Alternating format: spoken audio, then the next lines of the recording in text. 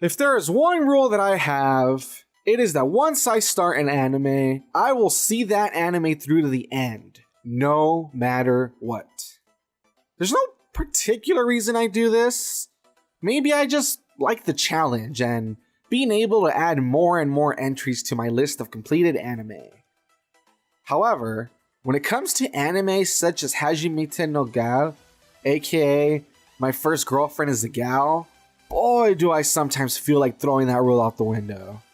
With a run of 10 episodes that just ended a few days ago, this comedy / romance / ecchi show was really bad. Allow me to get into it. Plot-wise, the story goes like this. Junichi Hashiba is a second-year high school student entering the spring semester and is surprised to see so many happy couples all around him. Of course, he feels inadequate since he still doesn't have a girlfriend. His friends, and boy will I get to them later, vote on who will confess to Yame Yukana, a high school gyaru, aka a gal. For clarification, this is a type of subculture that includes bleached hair, artificially tanned skin, lots of gold jewelry, and a reputation for being seen as easy.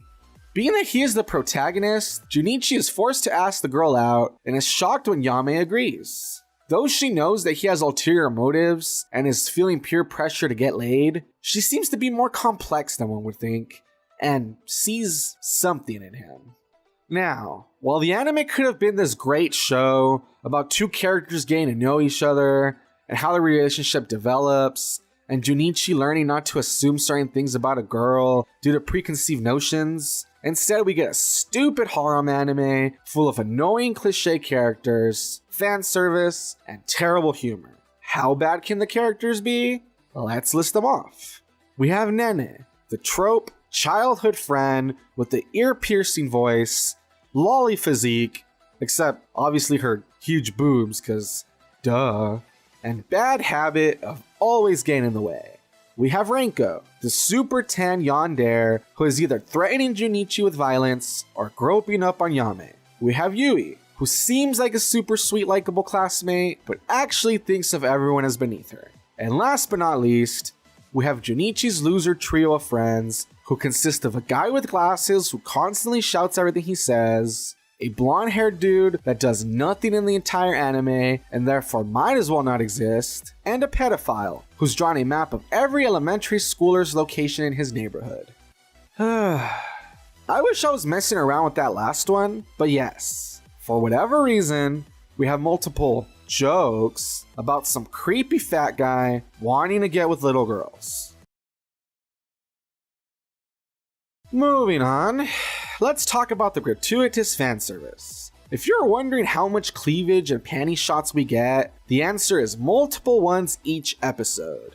Not only that, but I hope you enjoy the pervy fantasies of our main character because we get plenty of those too. All of this is especially weird if you watch the censored version on, say, Crunchyroll, because they go out of their way to awkwardly censor stuff that honestly doesn't need censoring. If anything, it makes the show seem way worse than it really is, by implying that stuff so crazy is being shown that they need to cover it up. As for humor, while there are some jokes that make me laugh, such as the friend in glasses showing up dressed in Kirito cosplay to impress girls, most of the jokes were really bad. As mentioned before, the show tries to pass off a pedophile on the show as a recurring joke. And as for that guy who always yells, behold, humor?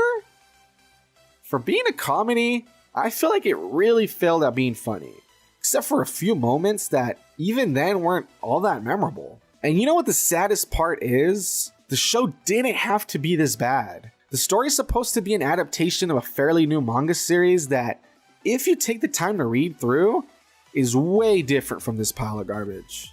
I mean, seriously, while the anime contains all the crap I mentioned above, the manga actually focuses on the two main characters and their romance. We get to see actual relationship development and milestones such as their first date, first kiss, etc. Not like here where we rush through all the actual story bits and instead get original filler stuff that's just uninspired. And I know what you're saying. Well, it is ecchi, so what did you expect? Thing is though, While Ecchi's trashy by nature, it can still be interesting. Sure, High School of the Dead is unapologetically pervy, but at least there's an exciting zombie apocalypse going on. The same can be said for Shimonetta, which, while ecchi, also serves as a commentary on censorship.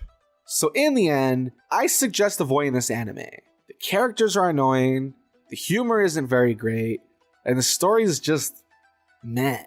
I watched the whole thing, but it's not like I enjoyed it. I only watched it because number one, it's part of that rule I mentioned near the beginning, and number two, I feel like it is my job to watch stuff and then pass the knowledge on to you guys. Trust me, there are way better shows out this season that you could be watching instead. But hey, that's just my opinion. And remember, don't take anything I say too seriously. After all, I'm just a wannabe reviewer. Thanks for watching.